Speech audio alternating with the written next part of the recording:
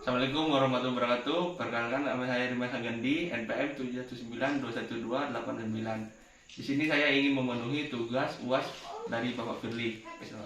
Saya sedang bersama Ibu Sofi, pemilik catering kue di Desa Kemudahan Barat.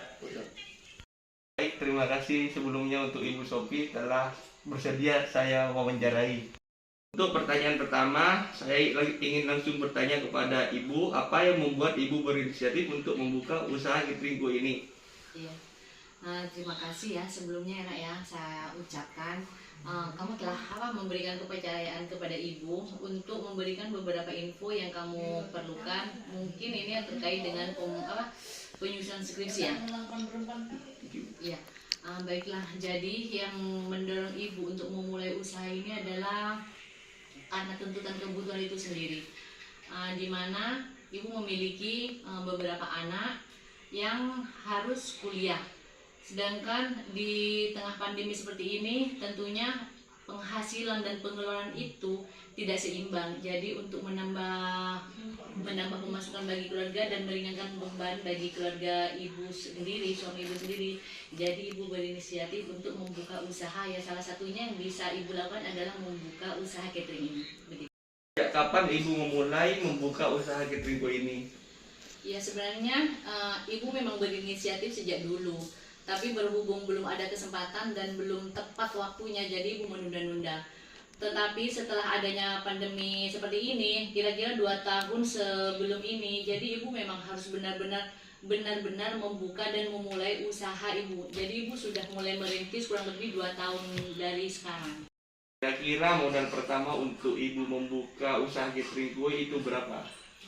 Ya, karena Ibu di sini hanya hanya sekedarnya dan belum mempunyai pemikiran yang luas untuk membuka usaha yang lebih besar. Coba-coba, jadi pada waktu itu Ibu membuka usaha dengan modal 250.000, karena Ibu kan hanya menjual beberapa kue, itu pun kue basah, jadi tidak mungkin memproduksi banyak karena takut basi seperti itu. Apa yang menjadi kelemahan dari catering kue ini? Ya, sebenarnya kelemahan di sini banyak ya, Nak, ya. Selain dari segi pemasaran itu ada, terus dari segi modal ada, dari segi produksinya juga ada. Tapi yang paling itu tidak bisa ditolerir itu dari keadaan barang. Ibu kan menjual kue basah, jadi barang itu tidak bisa bertahan lama. Itu bertahannya hanya 1 hari. Jadi kalau tidak laku pada hari itu, pada pagi itu, terus Ibu tidak bisa menjual ke konsumen lain, kue itu basi, maka di situ modal Ibu itu biasanya kalau nggak balik semua, atau paling enggaknya Ibu tidak mendapat keuntungan pada hari itu dari kue yang Ibu jual seperti itu. Selama Ibu membuka usaha catering, kesempatan apa saja yang Ibu dapatkan? Ya, banyak sekali sebenarnya ya kesempatannya, tapi yang kesempatan yang paling besar itu adalah kesempatan Ibu untuk memperoleh pengalaman.